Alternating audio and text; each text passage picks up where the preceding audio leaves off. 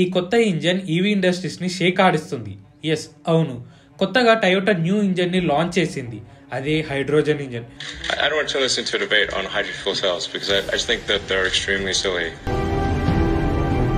Fuel cars లో high wastage of gases ఉన్నందుకు environment ని చెడగొడుతుందని జనాలు ఈవీ కార్స్ ని చూస్ చేసుకుంటున్నారు. కానీ ఈవీ సెక్టార్ లో ఎలక్ట్రిసిటీ ప్రొడ్యూస్ చేయాలంటే ఫ్యాక్టరీస్ దగ్గర ఫుల్ వేస్టేజ్ ఆఫ్ గ్యాసెస్ వెలువడుతున్నాయి. ఈవీ ఏమీ తక్కువ కాదు ఈ వేస్టేజ్ ఆఫ్ గ్యాస్ కి. ఒక ఈవీ వెహికల్ రోడ్ మీదకి రాకముందే 13,608 kgs ఆఫ్ కార్బన్ డైఆక్సైడ్ ని వదులుతుంది. అంటే దీని వల్ల 36,000 మంది జనాలు చచ్చిపోతున్నారు సంవత్సరానికి. అన్ని దేశాలు కూడా 2030లో 70% ఆఫ్ ముందంజలో ఉండాలని కోరుకుంటున్నాయి ఈవీ వెహికల్స్. ఎందుకంటే ఎన్విరాన్మెంట్ ని నీట్ గా ఉండాలని. కానీ అదే ఈవీ మనం ఊహించలేని విధంగా గ్యాసెస్ ని ఎమిట్ చేస్తుంది. ఇది నార్వేజియన్ యూనివర్సిటీ వాళ్ళు చేసిన రీసెర్చ్ ఇది. మరి దీనికి సొల్యూషన్ ఏంటి? ఏమైనా ఆప్షన్ ఉందా? కొత్తగా టయోటా కంపెనీ హైడ్రోజన్ ఇంజన్ ని లాంచ్ చేస్తుంది. ఈ హైడ్రోజన్ ఇంజన్ కార్బన్ డైఆక్సైడ్ బదులుగా వాటర్ వేపర్ ని రిలీజ్ చేస్తుంది. రిలీజ్ అయిన బై ప్రోడక్ట్ వాటర్ వేపర్ ని మనం తాగొచ్చు కూడా. యథావిధి ఎప్పుడు తాగే వాటర్ లాగానే తాగొచ్చు. ఎఫిషియన్సీ గురించి మాట్లాడాలి అంటే ఈ ఇంజన్ ఈవీ ఇంజన్ తో కంపేర్ చేసే డబుల్ ఎఫిషియన్సీ తో పని చేస్తుంది. హైడ్రోజన్ ఇంజన్ ప్రోటోటైప్ స్టేజ్ లో ఉన్నప్పుడే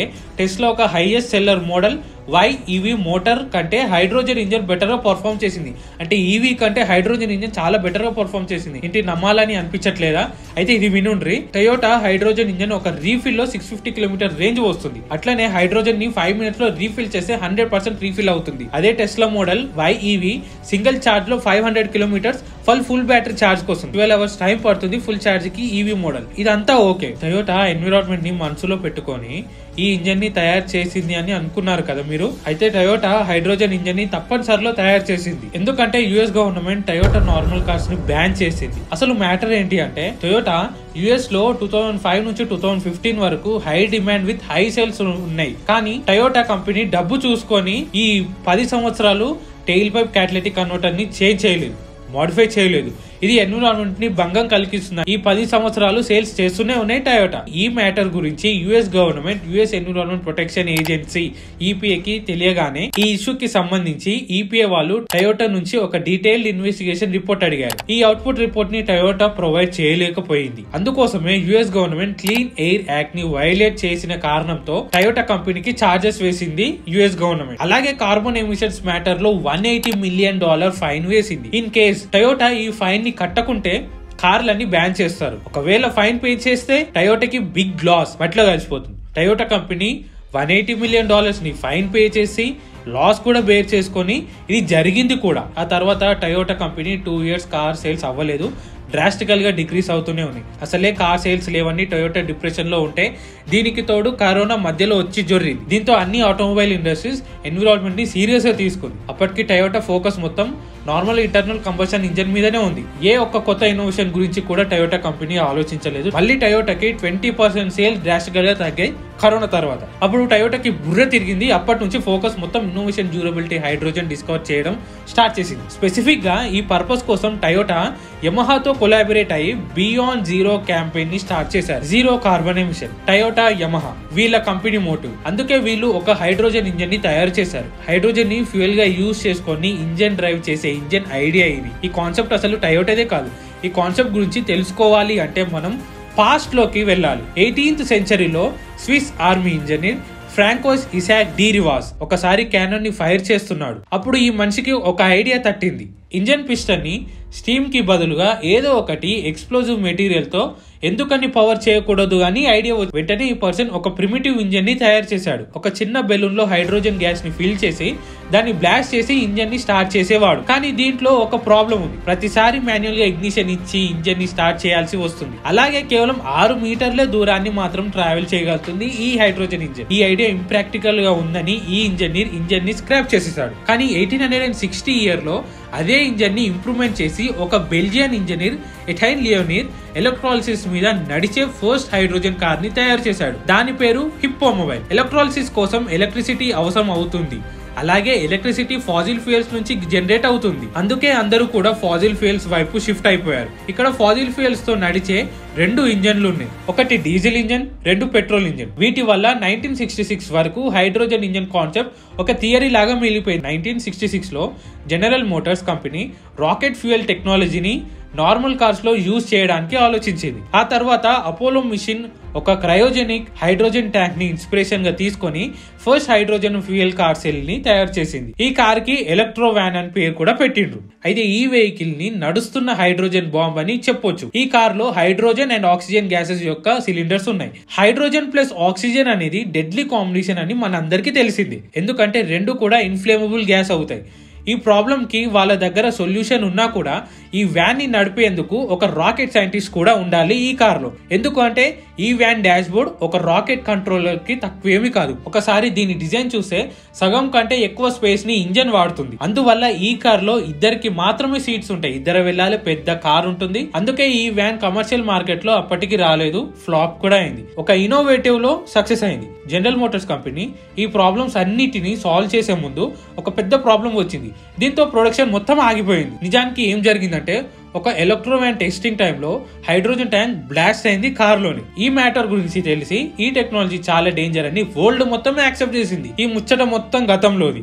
కానీ ఇప్పుడు అడ్వాన్స్డ్ టెక్నాలజీ అయింది. దీనికి ఏదో విధంగా సొల్యూషన్ క్రియేట్ చేసే ఉంటారు. టయోటా కూడా అదే పనిలో ఉన్నట్టుంది. ఈ టెక్నాలజీలో ఉండే ప్రాబ్లమ్స్ అన్ని టయోటా ఎలా సాల్వ్ చేసింది, ఎలా, హౌ ఈ టెక్నాలజీతో తయారయ్యే ఇంజన్స్ బ్లాస్ట్ ప్రూఫ్ గా ఎలా మార్చింది టయోటా. ఇలాంటి ఎన్నో విషయాలు దృష్టిలో పెట్టుకుని టయోటా ఏ వ్యాన్ లో ఉన్నా ఒక ప్రాబ్లమ్ ని సాల్వ్ చేసేసింది. ముందుగా సేఫ్టీతో స్టార్ట్ చేసింది. ఇందుకోసం వీళ్ళు ముందుగా హైడ్రోజన్ లీక్ ప్రాబ్లమ్ ని సాల్వ్ చేశారు. బేసికల్లీ హైడ్రోజన్ ట్యాంక్స్ అనేటివి అల్యూమినియం అండ్ స్టెయిన్లెస్ స్టీల్ తో తయారై ఉన్నందుకు లీక్ అవుతూ ఉంటాయి. ఎందుకంటే వీటి టెన్సైల్ స్ట్రెంత్ చాలా తక్కువ ఉంటాయి. ఈ ప్రాబ్లమ్ ని సాల్వ్ చేసేందుకు టయోటా ఎలాంటి మెటీరియల్ ని యూజ్ చేసింది అంటే దాని టెన్సైల్ స్ట్రెంత్ ఎక్కువ ఉండడంతో పాటు మెటీరియల్ కూడా లైట్ వెయిట్ ఉంటుంది. ఆ మెటీరియలే కార్బన్ ఫైబర్. ఓల్డ్ ట్యాంక్స్ అనేటివి 3000 PSI ప్రెషర్ ని తట్టుకునేటివి. కానీ కార్బన్ ఫైబర్ ట్యాంక్స్ 10,000 PSI వరకు ప్రెషర్ ని తట్టుకునే స్ట్రెంత్ ఉంది. టయోటా ఈ ట్యాంక్స్ ని ఫిట్ చేసి 2014 లో Toyota first commercial hydrogen cell car ని లాంచ్ చేసింది. అదే టయోటా మిరాయ్. ఈ టయోటా మిరాయ్ ఆల్రెడీ యుఎస్ లో ఉంది, ఫారిన్ కంట్రీస్ లో ఉన్నాయి, ఎక్సెప్ట్ ఇండియాలో లేదు. అయితే ఈ కార్ చాలా పాపులర్ అయింది కానీ సేల్స్ లేవు. రీజన్ ఏంటి అంటే ఫ్యూయల్ సెల్ ఎఫిషియన్సీ. ముందు చెప్పినట్టుగా ఫ్యూయల్ సెల్స్ అనేటివి ఎలక్ట్రాలిసిస్ ద్వారా ఎలక్ట్రిసిటీని ప్రొడ్యూస్ చేస్తాయి. ఇక్కడ మెయిన్ ప్రాబ్లం ఏంటి అంటే ఎనర్జీ అనేది రెండు వేరు కన్వర్షన్ ప్రాసెస్ నుంచి పాస్ అవుతుంది. ముందుగా ఎలక్ట్రికల్ నుంచి కెమికల్ ఎనర్జీ లాగా కన్వర్ట్ అవుతుంది. దీన్నే మనం ఎలక్ట్రాలిసిస్ అంటాం. తర్వాత కెమికల్ ఎనర్జీ నుంచి ఎలక్ట్రికల్ ఎనర్జీకి కన్వర్ట్ అవుతుంది. దీన్ని రివర్స్ ఎలక్ట్రాలిసిస్ అంటాం. ఈ డ్యూయల్ ఎనర్జీ కన్వర్షన్ వల్ల టయోటా మిరాయ్ కేవలం 20 నుంచి 30% ఎఫిషియన్సీ మాత్రమే ప్రొవైడ్ చేయగలుగుతుంది. అదే ఈవీస్ అయితే 79 నుంచి 90% వరకు ఎఫిషియన్సీ నుంచి ప్రొవైడ్ చేస్తుంది. అలాగే ఎలక్ట్రాలిసిస్ కోసం యూజ్ అయ్యే anode and cathode sodium hydroxide and potassium hydroxide electrolytes వల్ల కొరైడ్ అయి డ్యామేజ్ అవుతున్నాయి. దీని వల్ల సెల్ లైఫ్ స్పాన్ డిక్రీజ్ అవుతున్నాయి. కానీ Toyota new technique all negative feedback ని పాజిటివ్ గా కన్వర్ట్ చేసింది. నెగటివ్ ని పాజిటివ్ గా కన్వర్ట్ చేసేసింది టయోటా అగైన్ స్టార్టింగ్ నుండి స్టార్ట్ చేసింది. బట్ ఎలక్ట్రాలిసిస్ తో కాకుండా హైడ్రోజన్ గ్యాస్ తోని నార్మల్ కంబషన్ ఇంజిన్ ని డెవలప్ చేద్దామని ఈవీ కార్స్ లో ఎలక్ట్రాలిసిస్ ప్రాసెస్ యొక్క ఫ్యూయల్ సెల్ లో ఫాలో అవుతుంది. నార్మల్ ఫ్యూయల్ కార్స్ లో single cylinder, dual cylinder, 3 cylinder, 4 cylinder, V type cylinder, 4 stroke process ఉంటుంది. Suction, compression, power, exhaust. Toyota master strategy ఏంటి అంటే యాజ్ యూజువల్ ఇంజిన్ లో air plus hydrogen pump చేసి compress process start చేశారు. Same as air fuel engine, but fuel కి బదులు hydrogen ని use చేశారు. అయితే సేమ్ ప్రాసెస్ ఉంటుంది, 4 స్ట్రోక్ ప్రాసెస్ ఉంటుంది. కానీ హైడ్రోజన్ గ్యాస్ యూజ్ చేసే ఐడియా నార్మల్ ఇంజన్ సెటప్ ని ముందు ఎవరు కూడా ప్రాపర్ గా యూజ్ చేయలేదు హైడ్రోజన్ ఇంజన్. ఈ హైడ్రోజన్ ఇంజన్ దాదాపు 40 to 60% ఎఫిషియన్సీని ప్రొవైడ్ చేస్తుంది. అసలు ఒక ఇంజన్ ఎఫిషియన్సీ ఎలా డిటర్మైన్ చేస్తారు, హౌ, ఎలా ఇంజన్ లో కంబషన్ స్ట్రోక్ తర్వాత మిలిగే రెసిడ్యూ ద్వారా ఎఫిషియన్సీని క్యాలిక్యులేట్ చేస్తారు. పెట్రోల్ అండ్ డీజిల్ కంప్లీట్ గా కాలిపోవు. Some amount of wastage of gases exhaust చేస్తుంది. అవి విషం కంటే డేంజర్. పెట్రోల్ ఇంజన్ లో carbon dioxide and nitrogen gases ని ఎగ్జాస్ట్ చేస్తుంది. డీజిల్ ఇంజన్ లో nitric oxide, nitrogen dioxide, sulphur dioxide, aldehydes and various types of hydrocarbon particles exhaust చేస్తుంది. Normal గా పెట్రోల్ ఎగ్జాస్ట్ గ్యాసెస్ తో అంత ప్రాబ్లం ఏమి ఉండదు. But diesel output gas are more harmful to the atmospheric environment. అదే hydrogen engine లో water vapour exhaust చేస్తుంది. కానీ హైడ్రోజన్ ఎనర్జీ డెన్సిటీ మాక్సిమం ఉండడంతో హైడ్రోజన్ కంప్లీట్ గా బర్న్ అయ్యి ఎక్కువ ఎనర్జీని జనరేట్ చేస్తుంది. బట్ ఈ హైడ్రోజన్ ఇంజన్ లో ఇప్పటికీ ఒక ప్రాబ్లం ఉంది. ఆ ప్రాబ్లం ని ఇప్పటికీ ఎవరు రెక్టిఫై కూడా చేయలేదు, సాల్వ్ కూడా చేయలేదు, రెక్టిఫై చేసి సాల్వ్ కూడా చేయలేదు. అదే హైడ్రోజన్ ట్రాన్స్పోర్టేషన్. ఈ ప్రాసెస్ కి ఏ బిగ్ ఎగ్జాంపుల్ ఏంటి అంటే 1937 లో హిడెన్బర్గ్ డిసాస్టర్ అయింది. ఇక్కడ హైడ్రోజన్ తో తో ఫిల్ అయి ఉన్న ఒక air shift new Jersey town పైన బ్లాస్ట్ అయింది. ఈ యాక్సిడెంట్ లో 35 మెంబర్స్ చనిపోయారు. ఫ్యూచర్ లో ఇలాంటివి జరగకుండా ఉండడానికి సైంటిస్టులు ఒక న్యూ టెక్నిక్ ని డెవలప్ చేశారు. అది ఏంటి అంటే డైరెక్ట్ గా ఫ్యూయల్ స్టేషన్ దగ్గరే హైడ్రోజన్ ని ప్రొడ్యూస్ చేయడం. అది నేచురల్ రిసోర్స్ సన్ ని యూజ్ చేసుకొని, same as like solar panel. Future లో డిమాండ్ ఎక్కువ, సప్లై తక్కువ ఉంటుంది. ఈ హైడ్రోజన్ గ్యాస్ అనేది సోలార్ గా ఎక్స్పెన్సివ్ ఉంటుంది, లోవర్ ప్రొడక్షన్ ఉంటుంది అండ్ లోవర్ ప్రొడక్టివ్ ఉంటుంది. అయితే రీసెంట్ గా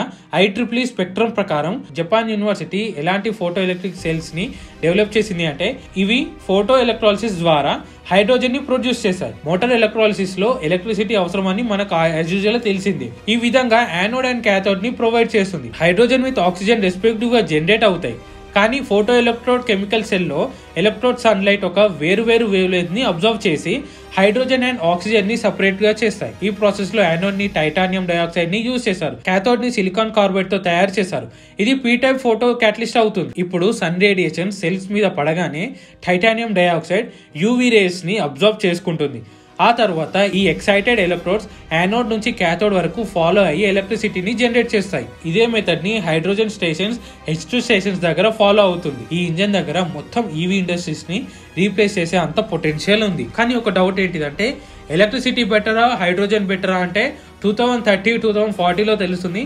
కానీ టొయోటా వాళ్ళు చెప్తుంది ఏంటంటే 2025, 2030 వరకు హైడ్రోజన్ గ్యాసెస్ అని తీసుకొస్తున్నారు. ఒకవేళ హైడ్రోజన్ గ్యాస్ తీసుకొచ్చి ట్రాన్స్పోర్టేషన్ కరెక్ట్ గా ఉండి మైలేజ్ ఎక్కువ వస్తే EV పని ఖతం అవుతుంది, టెస్లా క్లోజ్ అవుతుంది. ఈ వీడియో కానీ మీకు నచ్చినట్లయితే ప్లీజ్ లైక్ చేయండి, షేర్ చేయండి, సబ్స్క్రైబ్ చేయండి. పక్కన ఉన్న బెల్ ఐకాన్ ని ప్రెస్ చేస్తే ఎవ్రీ నోటిఫికేషన్ మీకు అప్ టు డేట్ ఉంటుంది. Thank you, bye.